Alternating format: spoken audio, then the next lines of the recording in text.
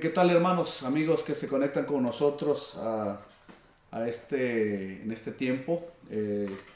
Hemos decidido retransmitir un mensaje que compartimos el domingo pasado por ser Día de los Padres.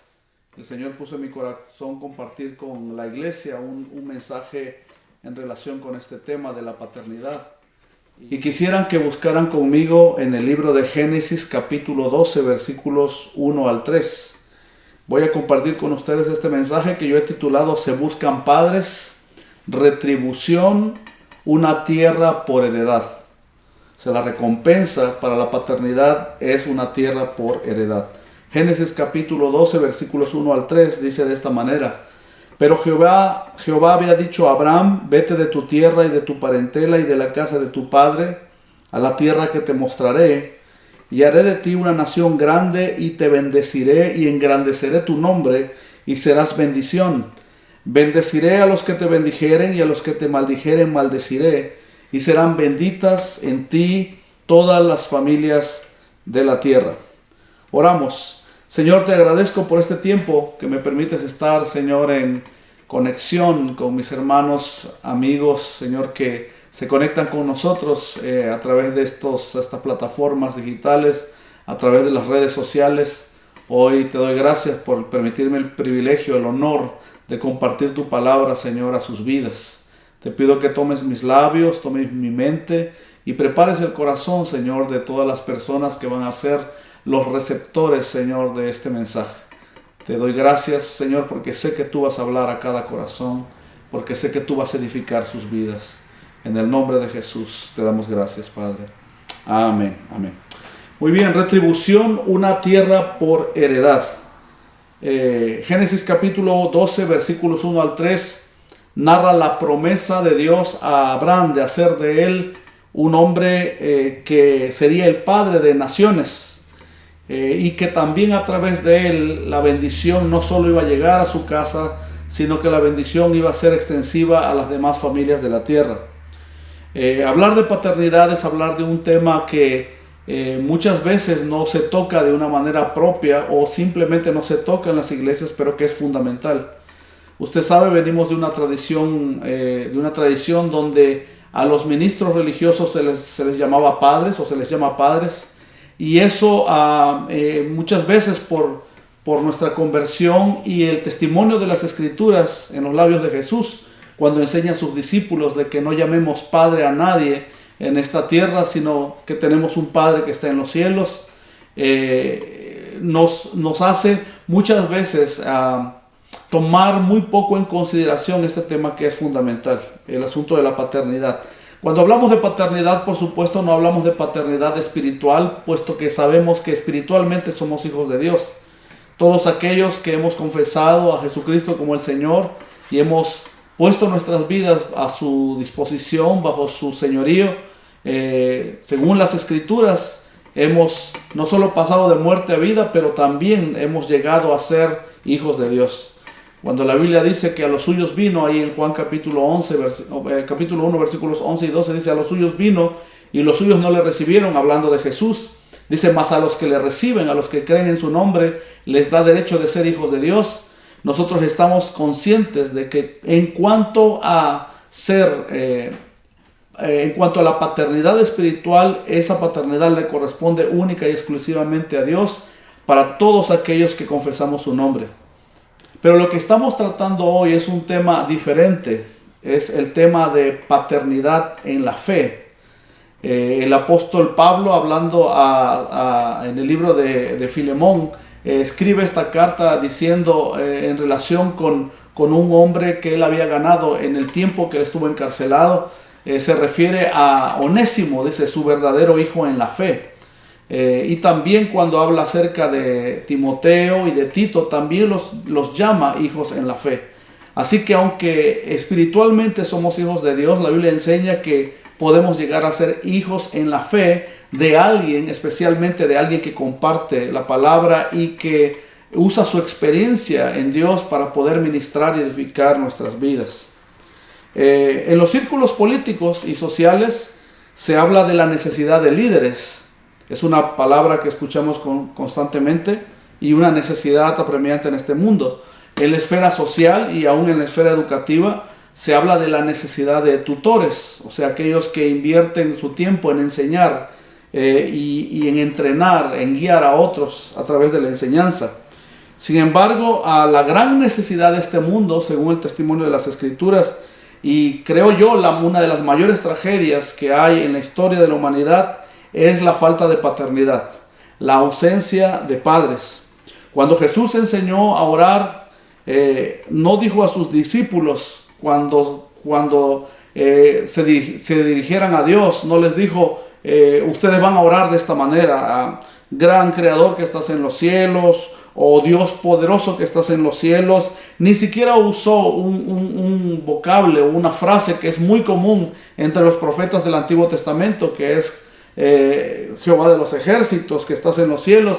Él dijo, ¿verdad?, usando una expresión muy cercana, muy filial a nosotros, cuando ustedes oren de esta manera: Padre nuestro, dijo, que estás en los cielos. El profeta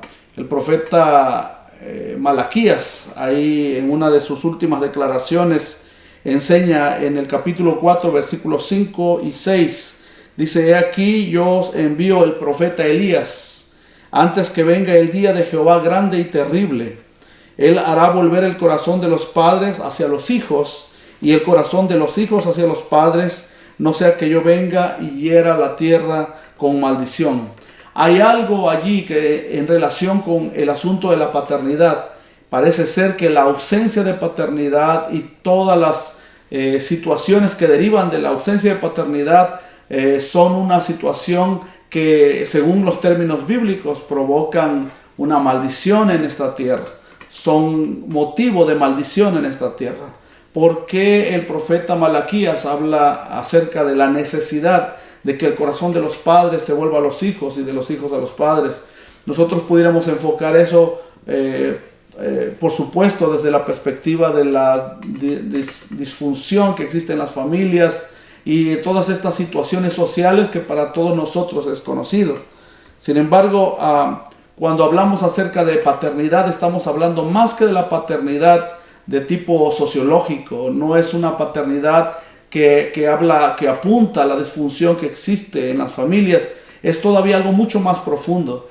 Si nosotros analizamos bien este principio, este tema, nosotros encontraremos que existen básicamente tres tipos de orfandad que tiene que ver con paternidad. Está la orfandad existencial, que es la falta de afiliación, ¿verdad?, hacia Dios, la falta de reconocimiento de que Dios es nuestro Padre y al final de cuentas nuestro guía y nuestra autoridad máxima. Está también la orfandad histórica, que se da de una manera muy trágica en la historia de nosotros como latinoamericanos, en la historia hispana, en la historia de los latinos.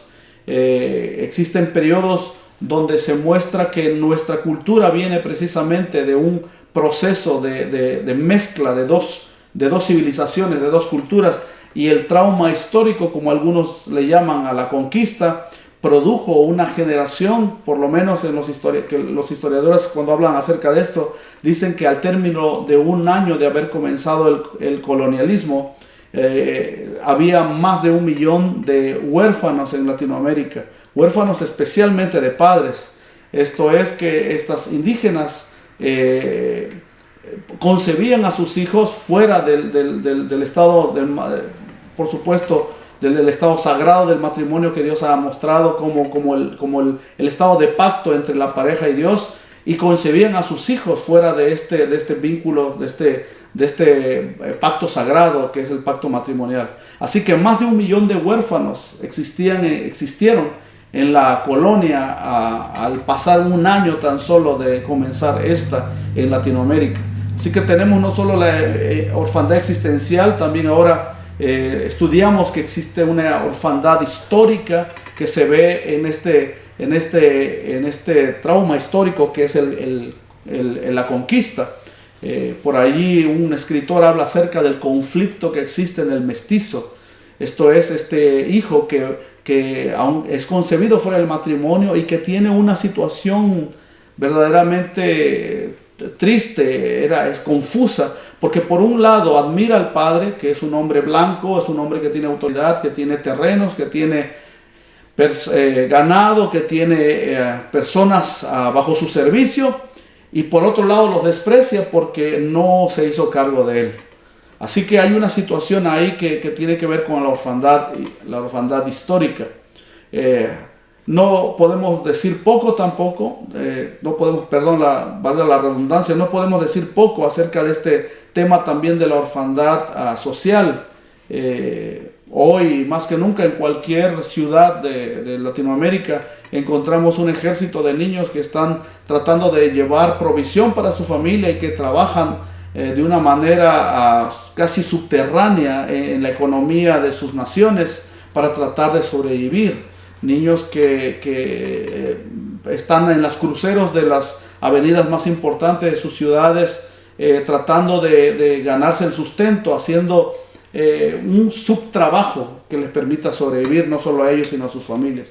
En fin, todo esto es trágico, hablar de la orfandad, y eso muestra cómo el asunto de la paternidad es algo muy profundo en la situación y la tragedia humana. Ahora, ¿qué es ser un padre? ¿Qué son las características de un padre? ¿Cómo podemos definir a un padre? Número uno, un padre es uno que concibe y da a luz. Hay una diferencia entre concebir y dar a luz. Concebir es engendrar, concebir es solamente cohabitar con una persona y el producto de esa relación es lo que se conoce como engendrar a un nuevo ser humano. Pero dar a luz implica que un padre o una persona necesita quedarse para que eso que se engendró pueda ser visto, se pueda mirar el resultado de eso que se engendra. Así que un padre no es tan solo, ¿verdad? Y lo hemos repetido tal vez con eslogans o con frases muy de nuestra cultura, que padre no es tan solo el que engendra, especialmente padre es aquel que cría, decimos. Así que hay un proceso en el que cuando un padre se reconoce como un verdadero padre es porque decide pactar en una relación, decide quedarse para poder atender el producto o el fruto de su relación. Así que padre es uno que concibe y que da a luz. Un mentor es alguien que enseña los hijos de otros, pero para poder ser un padre uno tiene no tan solo que enseñar, sino impartir no tan solo del conocimiento, sino de su propia vida. Mientras que un mentor imparte conocimiento, un padre imparte de sí mismo. Un padre transfiere de sus valores, de sus principios, y eso hace una diferencia importante en este asunto de transmitir a la siguiente generación los principios y los valores correctos. Puedes hacer concebir, pero tienes que quedarte para poder dar a luz. Y hay algo poderoso en eso. Cantidad de creyentes simplemente no tienen filiación en la fe. Se identifican como hijos de Dios, pero no reconocen un padre en la fe. Transitan de iglesia en iglesia, pero no tienen una conexión relacional de alguien que imparte de sí mismo sobre sus vidas. Por supuesto que es muy fácil espiritualizar eso y decir, bueno, es que mi padre está en los cielos, así como cuando alguien no quiere aceptar que ser guiado por un pastor y puede mencionar el Salmo 23 diciendo Jehová es mi pastor, nada me faltará. Pero la realidad es esta: la Biblia enseña que la falta de paternidad es un asunto vital. El asunto de la paternidad en la fe es un asunto vital en el cuerpo de Cristo. Así que cantidad de creyentes tristemente deambulan de iglesia en iglesia, de ministerio en ministerio, de lugar en lugar, sin encontrar acomodo, sin encontrar ese lugar donde pueda calzar, donde pueda crecer, donde pueda desarrollarse en la fe. Y eso se debe a este mal entendimiento o a este desconocimiento e ignorancia del asunto de la paternidad en la fe.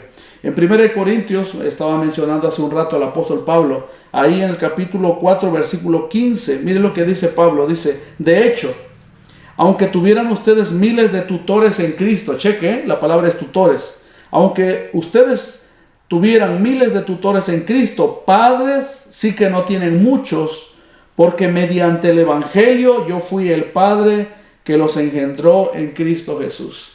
Ahí está claramente definido de los labios del apóstol Pablo el concepto de paternidad en la fe. En cuanto a su evangelio, dice, o sea, en cuanto a su enseñanza, en cuanto a la visión que él tenía en relación con el llamado que Dios le había hecho, él reconocía que tenía descendencia en la fe, hijos en la fe, sobre el cual él había impartido los principios de este evangelio que él compartía.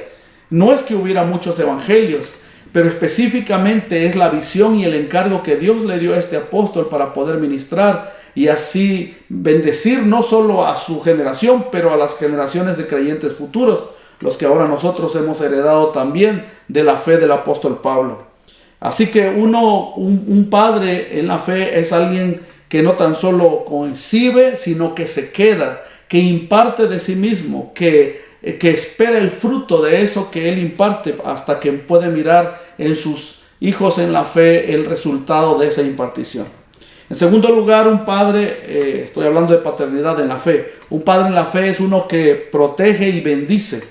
Cuando nosotros miramos la situación o la vida más bien de Abraham y de Lot, nosotros miramos cómo Abraham es probado en su paternidad antes de llegar a ser padre de Isaac y antes de llegar a ser padre de multitudes, cómo Dios lo prueba a él, primero entrenándolo en este asunto de la paternidad con Lot, que era su sobrino.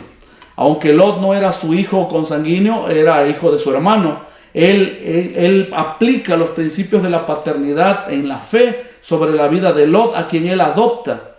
Y nosotros miramos cómo él mira a Lot bajo cualquier ángulo que uno mire, mira la relación tan cercana, tan profunda, tan poderosa que Abraham tiene con Lot. Usted mira, por ejemplo, cuando Lot fue secuestrado por este rey Kedorlaomer del reino de Elam, ahí en Génesis capítulo 14, como cuando él fue secuestrado, dice la Biblia que Abraham tomó a sus criados y con este grupo de hombres salió en búsqueda y en rescate de Lot, hasta que lo toma de regreso y no solo lo rescata, pero lo lleva de regreso a casa. Así que ahí vemos esta actitud de proteger a su hijo, que pudiera ser un hijo adoptivo, era su sobrino realmente, pero él lo adopta como su hijo. Y hay algo poderoso en esto. Nosotros miramos que Dios podemos casi mirar cómo Dios está probando el corazón de Abraham. ¿Cuántos de nosotros soñamos con ser usados por Dios? Soñamos con que Dios utilice nuestras vidas para tocar la vida de muchos. Sin embargo, muchas veces ni siquiera podemos con ese único que Dios ha puesto a nuestro lado para poder bendecir y proteger. Digo que Abraham no tan solo protege a Lot, pero también lo bendice. Cuando usted lee la historia de que el ganado de estos hombres bendecidos por Dios empieza a multiplicarse, como los criados tanto de Abraham como de Lot entran en conflicto. Y usted mira la actitud de Abraham, la actitud clásica de un padre, cuando le da la oportunidad a Lot de decidir cuál tierra quiere elegir para poder allí poner a pastar a su rebaño. Uno mira claramente, ¿verdad?, el corazón de un padre en Abraham cuando en lugar de enojarse, en lugar de decirle a Lot, te di la oportunidad para que fueras un hombre próspero, mira cómo me pagas tomando tú el terreno que yo te he dado de préstamo para que tu ganado paste, pudiera haberle reclamado todos los beneficios y todas las cosas que hizo por él. Sin embargo, cuando el conflicto se da, el corazón de un padre se muestra en Abraham cuando le dice a Lot, decide cuál tierra quieres. Y lógicamente Lot mira la llanura, dice la Biblia, del Jordán, y decide por la tierra fértil de la orilla del río del Jordán. Era natural en sus ojos naturales, él estaba mirando la bendición de estar cerca de un río. Lógicamente iba a haber humedad permanente, así que los pastos siempre iban a estar verdes y su ganado iba a tener como garantía ese alimento fresco que necesitaba. Y Abraham, con un corazón paterno, le da la oportunidad de elegir ese mejor lugar y él decide ir, ¿verdad?, a las montañas. Que nosotros sabemos que en las montañas es más difícil hacer pastar un rebaño.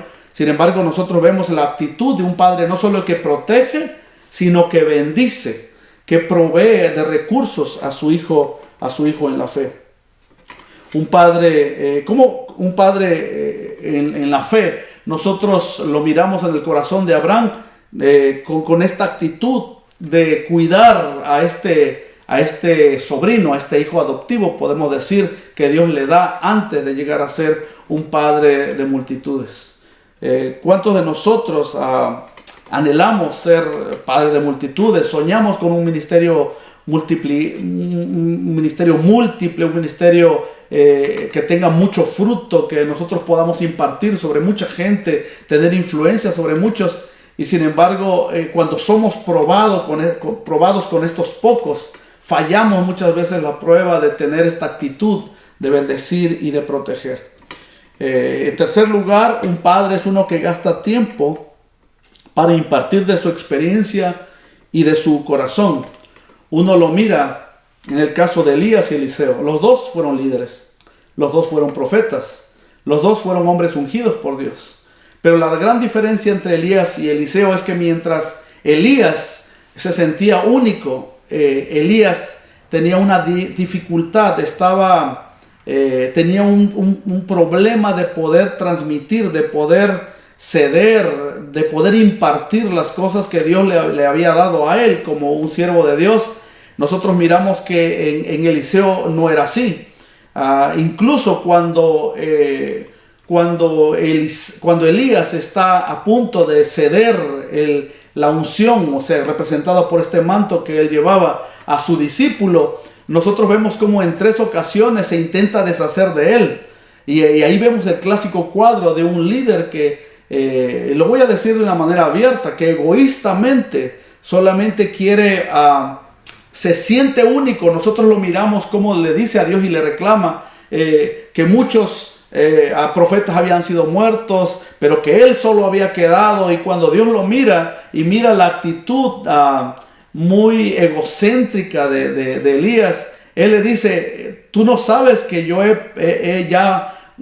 tengo 400 rodillas que no se han doblado ante Baal. Le estaba diciendo: no te sientas único, no eres la única Coca-Cola del desierto, tengo suficiente poder para poder levantar un ejército de hombres santos, así que no eres único. Y ese era el problema que Elías tenía, que se sentía único.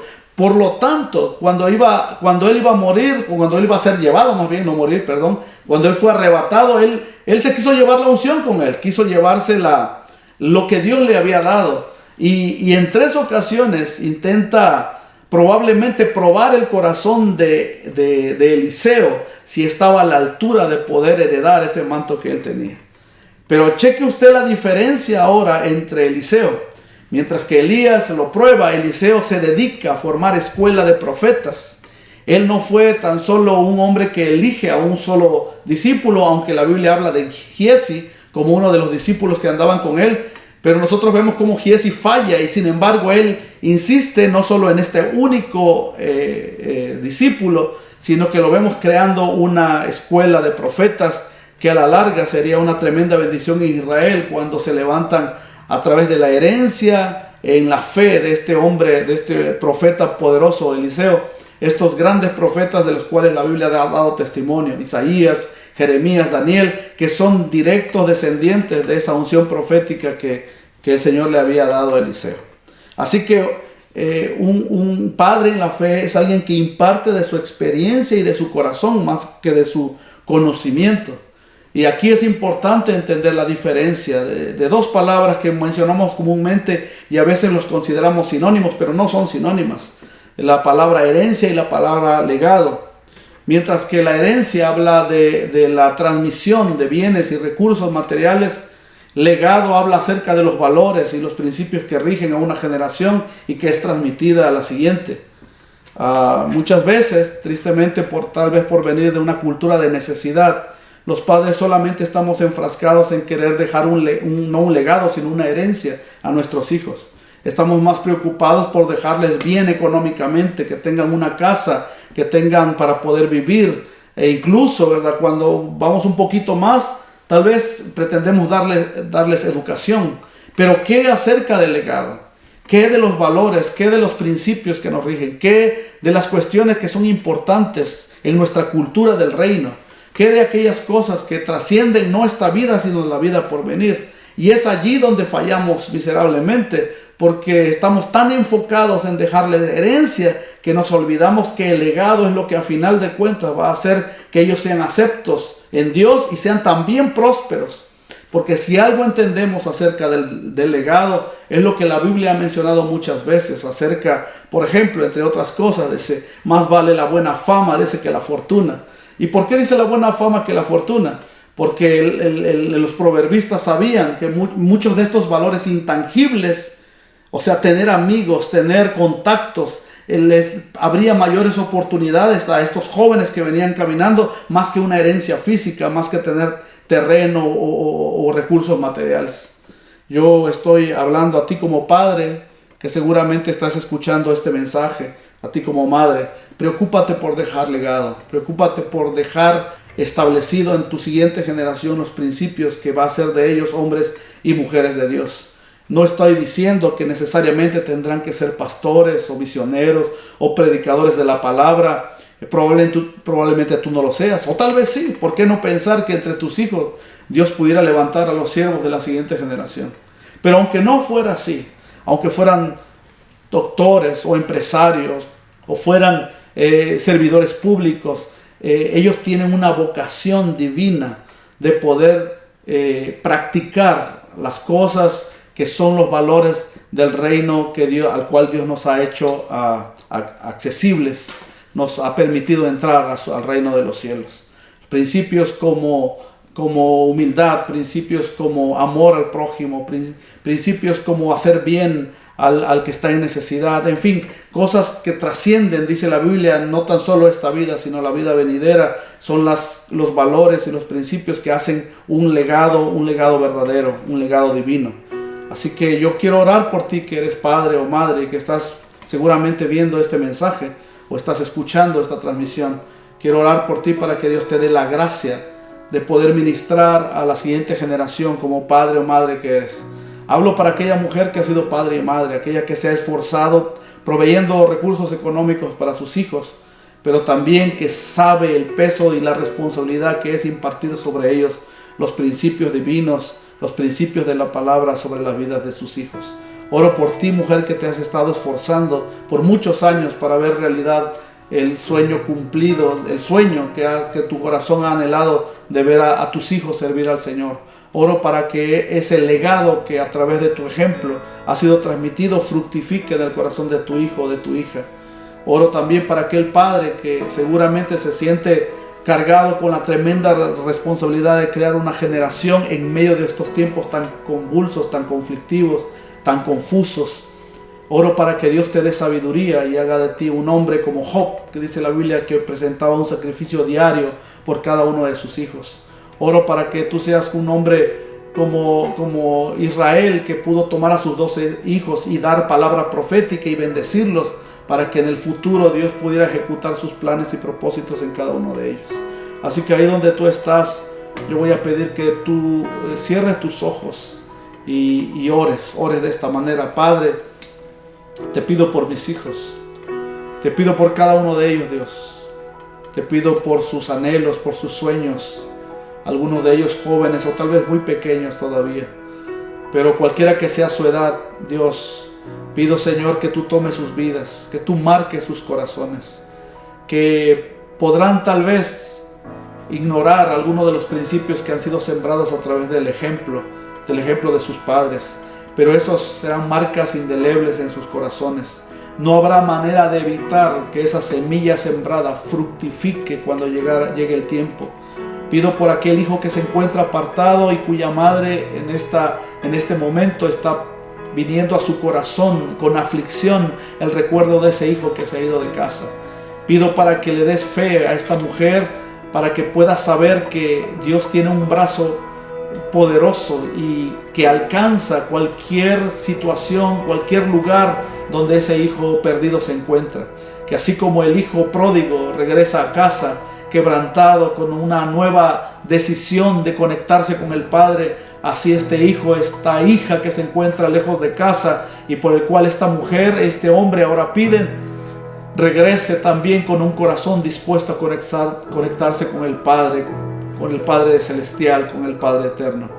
Oro por los que se encuentran ahora pensando en la situación que sus hijos están enfrentando con todo este cambio y este caos que hay en el mundo. Que sus corazones no se llenen de aflicción ni de desasosiego, sino que cobren esperanza sabiendo que aunque tal vez no tengan herencia que dejar en sus hijos, todavía pueden impartir legado sobre cada uno de ellos. Hoy bendigo cada familia que se sintoniza, que se conecta con nosotros, y declaro que el Espíritu de Dios, el Espíritu eterno, el Espíritu del Padre está sobre cada uno de ellos desde ahora y para siempre, en el nombre de Jesús. Gracias, Señor. Amén. Amén. Pues es una bendición compartir con ustedes estos principios que la palabra enseña. Espero que sean de bendición para su vida. Gracias por escuchar y gracias por mirar. Amén.